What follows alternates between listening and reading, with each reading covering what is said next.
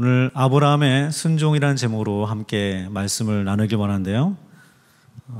제가 믿기로 오전에 말씀드렸지만 수요예배 드리는 여러분은 참으로 하나님 나라에 그리고 우리 수지산성교회의 보배로운 정말 귀한 하나님 나라의 권속이라고 생각합니다.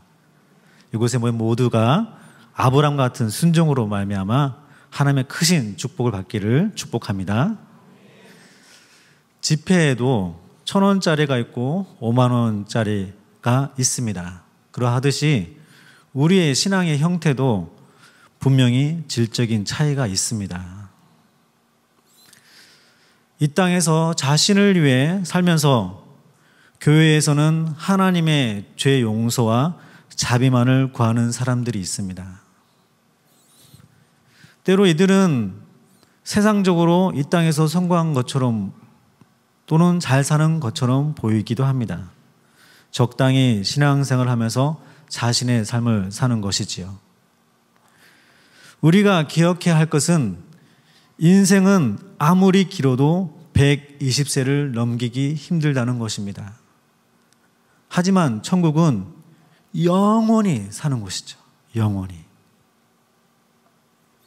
이 땅에서 자신을 위해 살다가 부끄러운 구원으로 천국에서 가장 낮은 곳에서 영원히 사는 삶과 이 땅에서 순종함으로 주를 위해 살다가 천국에서 상급으로 영원한 이치에서 영원히 사는 삶, 어떠한 삶이 지혜로운 삶일까요?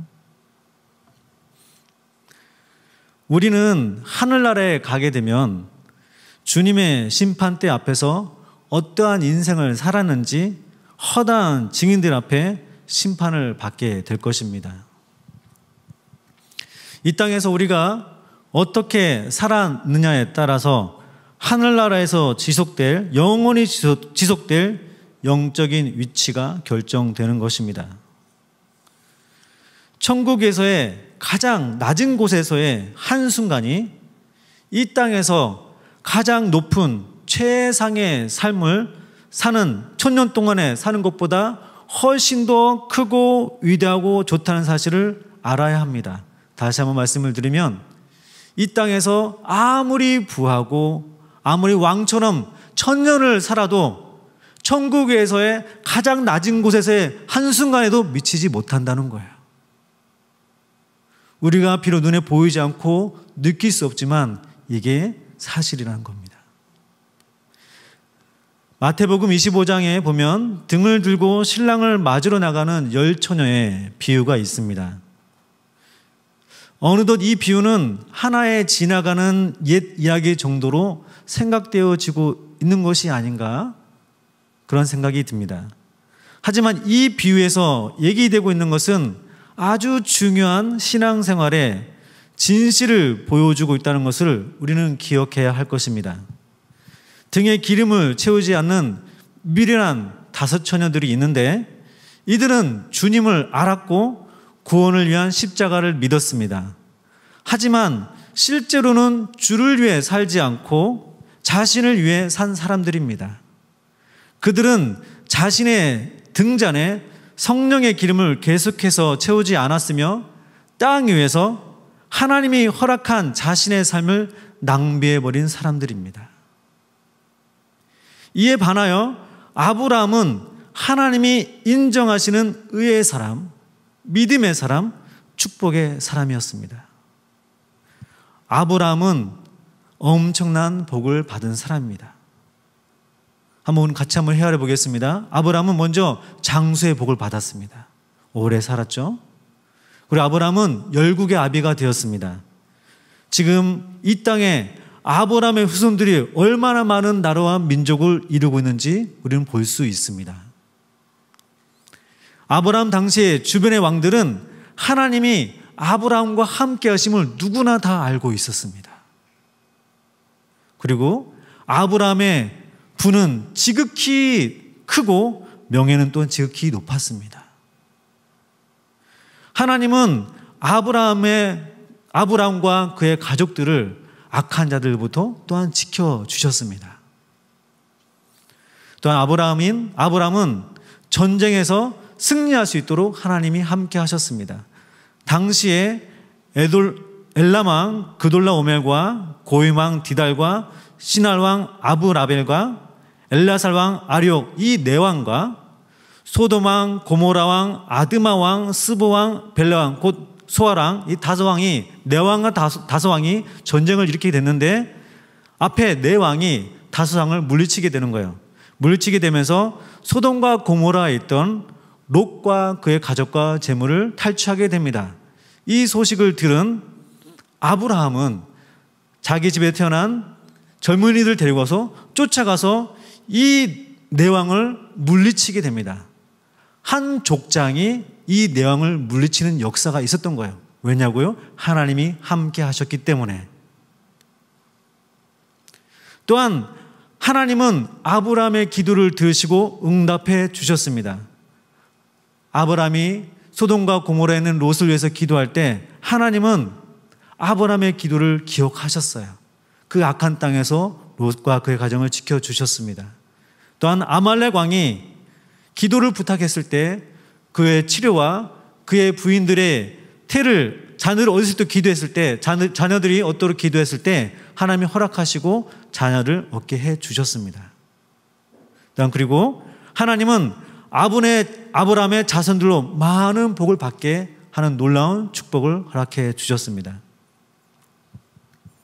아브라함의 자손들이 저와 여러분들이 복을 받을 수 있었던 이유는 아브라함이 하나님의 말씀에 순종했기 때문입니다.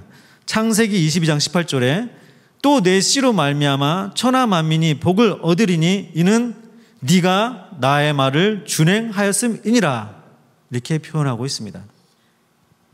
먼저 우리가 짚고 넘어야 할 것은 저와 여러분이 아브라함과 상관없는 사람이 아니라 바로 아브라함의 믿음의 후손들이라는 사실을 우리는 기억해야 합니다.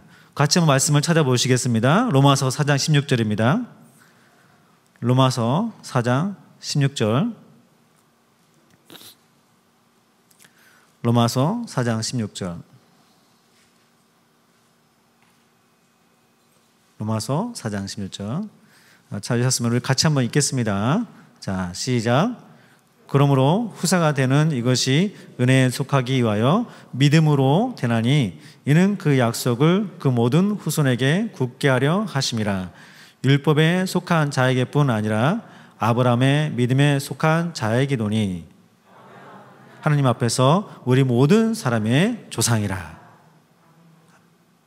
아브라함은 역시 우리의 조상이기도 한 거예요. 믿음의 조상. 아브라함은 하나님 앞에 어떠한 순종을 하였을까요? 먼저 하나님이 아브라함에게 요구한 사항이 있었어요. 오늘 본문 말씀에 하나님이 아브라함에게 나타나서 말씀하십니다. 나는 전능한 하나님이다. 그리고 너는 내 앞에서 행하여 완전하라 라고 말씀하십니다.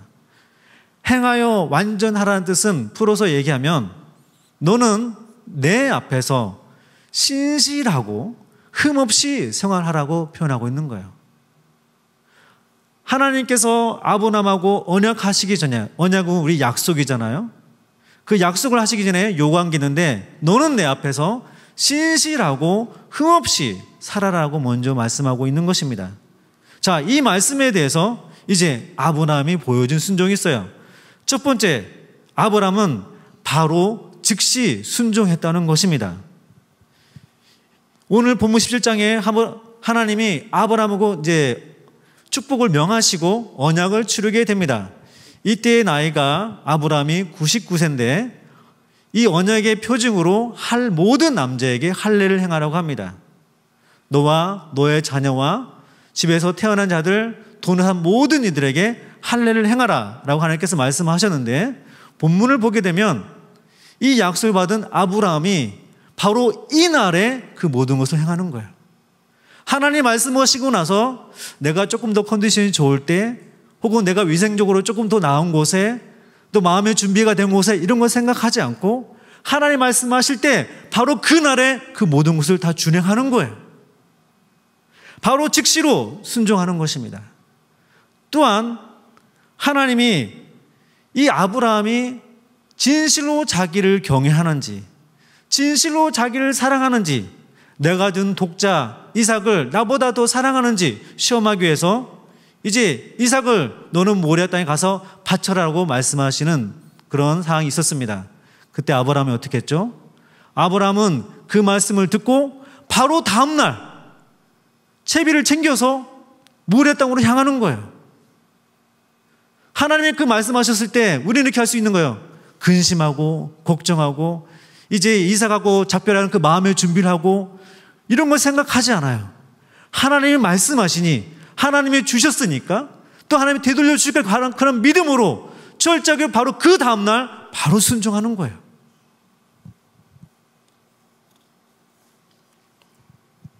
두 번째 보여준 아브라함의 순종은 바로 철저하게 순종했다는 거예요.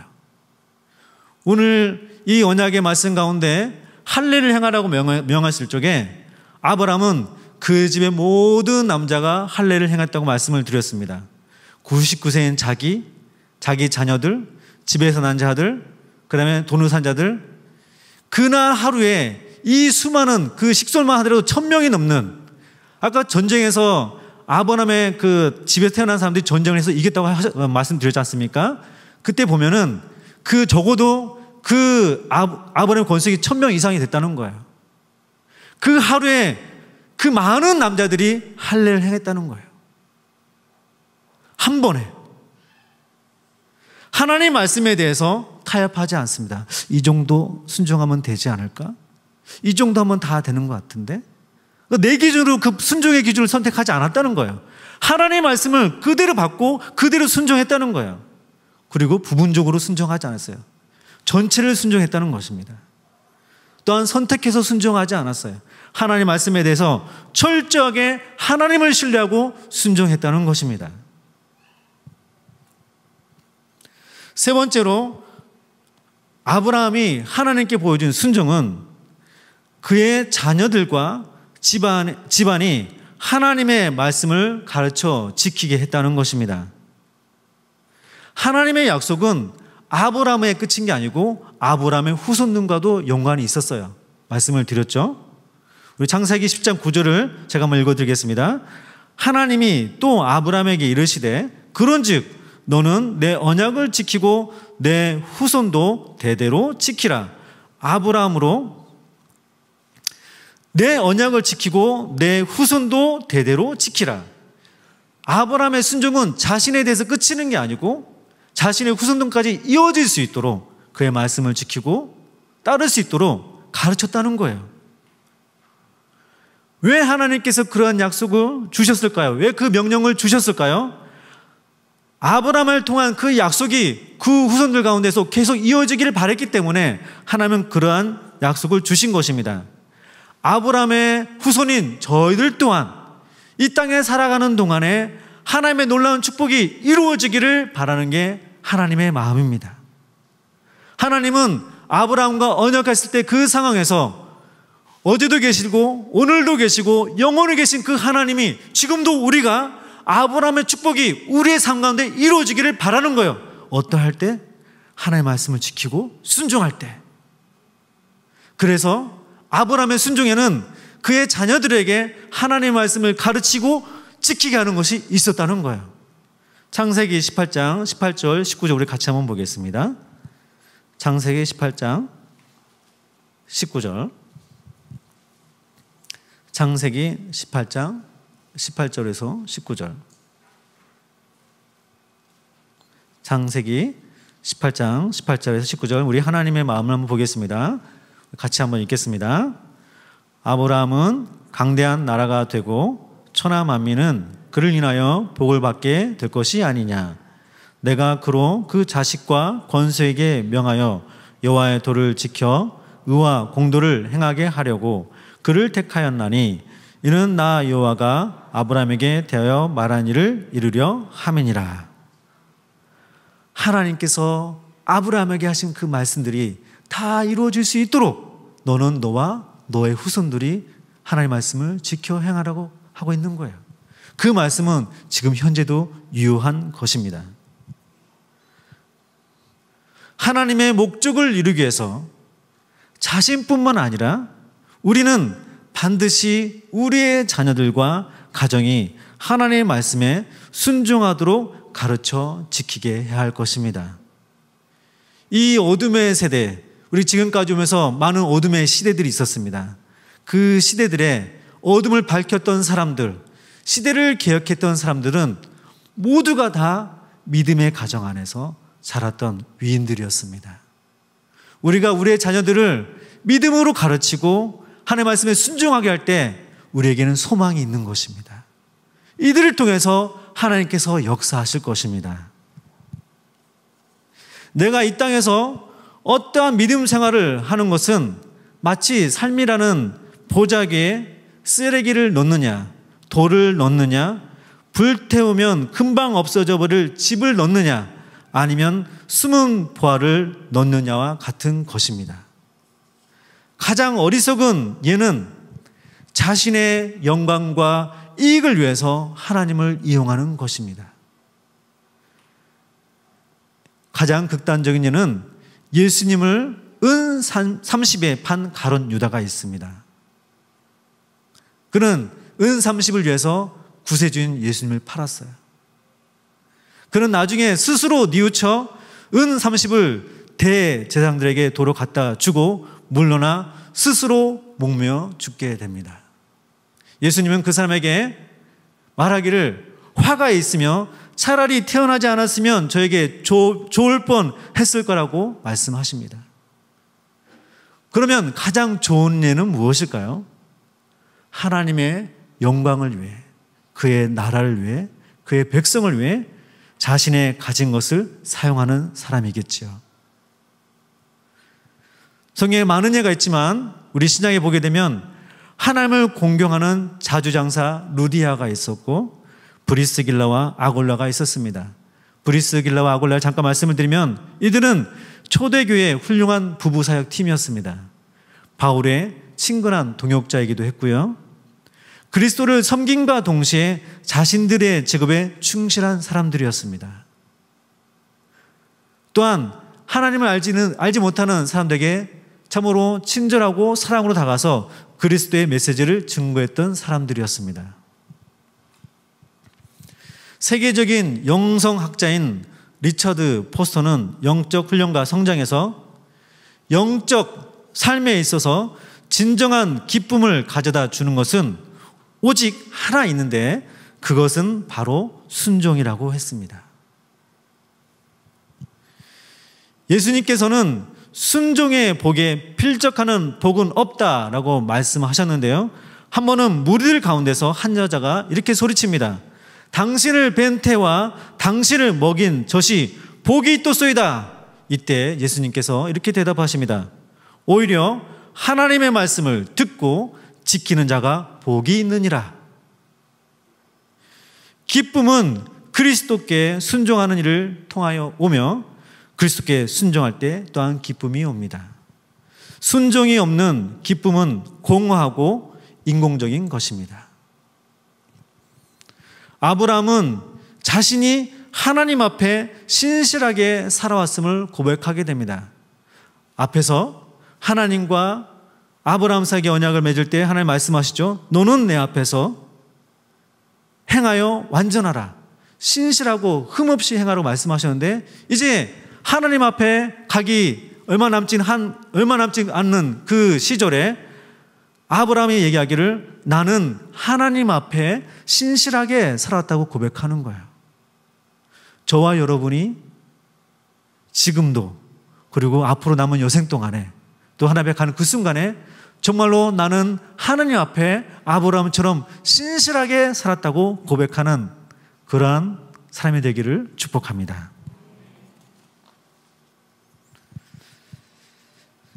천국은 마치 감추인 보화라고 말씀하고 있습니다. 하나님의 뜻은 아브라함이 하나님 말씀에 순종했던 것처럼 아브라함의 믿음의 후사인 우리가 하나님 말씀에 순종하여 하나님의 약속들이 우리를 통해 이루어지는 것입니다. 하나님의 말씀에 즉시 순종합시다. 하나님의 말씀에 철저하게 순종합시다.